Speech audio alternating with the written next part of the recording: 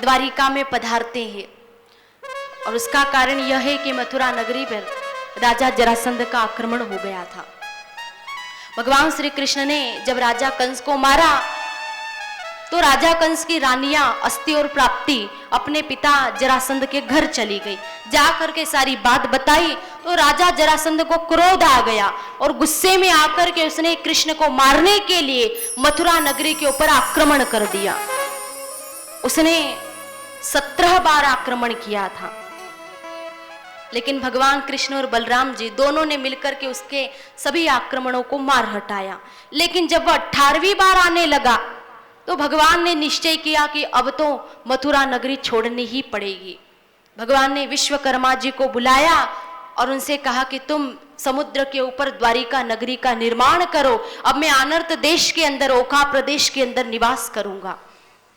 विश्वकर्मा जी ने सुंदर स्वर्ण की द्वारिका नगरी का निर्माण कर दिया। बड़े बड़े भव्य विशाल राज प्रसाद तैयार कर दिए गए और कहते हैं कि वो महल इतने बड़े थे, इतने विशाल थे कि लोगों को द्वार ढूंढना पड़ता था। सब पूछते थे द्वार का अर्थात द्वार कहाँ है, द्वार कहाँ है, और बार बार ऐसा पूछे जाने के कारण उस नगरी का नाम द्वारिका ही पड़ गया। भगवान श्री कृष्ण ने वहां वास किया, लेकिन जरासंध वहां भी चला गया, पीछा नहीं छोड़ा।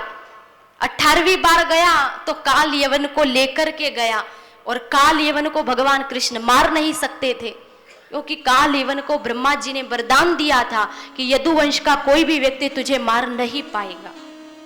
जब उसने पीछा किया तो भगवान श्री कृष्ण भागने लगे। भागते छिपते भगवान श्री कृष्ण प्रवशन पर्वत की गुफा में चले गए।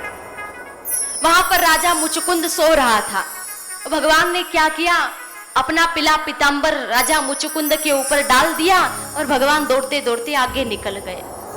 जब काल यवन गुफा में आया तो उसने सोचा कि भगवान कृष्ण यही छिप करके बैठे हुए हैं। जब पीतांबर देखा मुचुकुंद के ऊपर तो भगवान ही समझ लिया और गुस्से में आकर के जोर से काल यवन ने राजा मुचुकुंद को ठोकर मारा। ठोकर मारी, लात मारी तो उनकी आंख खुल गई। उनकी नजर जब काल यवन के ऊपर पड़ी तो वह जल करके भस्म हो गया। भगवान कृष्ण का काम आसान हो गया। जब राजा मुचुकुंद को यह पता चला कि भगवान द्वारिकानाथ पधारे हैं तो राजा मुचुकुंद भगवान कृष्ण से कहने लगा कि हे प्रभु, मैं आपकी शरण में आ गया हूं, तो कृपा करके आप मुझे अनन्य भक्ति का दान दे दीजिए। मुझे और कुछ भी नहीं चाहिए, बस अनन्य भक्ति दे दो। मैं आपकी शरण में हूँ, मैं आपकी शरण में आ गया हूँ। मैंने अपनी नैया की रस्सी तो आपके हाथों में ही दे दी है, अब आप ही मेरी गाड़ी को पार लगाओ। हे प्रभु, मुझे तो केवल एक आपका ही भरोसा है। जिस व्यक्ति को केवल ईश्वर का आसरा होता है, भगवान पर जिसको भरोसा होता है, उसकी गाड़ी इस संसार सागर में कभी डूबती नहीं है, बल्कि अपार हो जाती है। इसलिए भगवान के ऊपर एक विश्वास रखना चाहिए। भरोसा केवल भगवान पर रखो। भगवान से रोज प्रार्थना करो कि प्रभु, हम तो केवल आपकी शरण में हैं और हमारी गाड़ी आपके हवाले है। तेरे भरोसे मेरी गाड़ी, तू जाने तेरा काम जाने।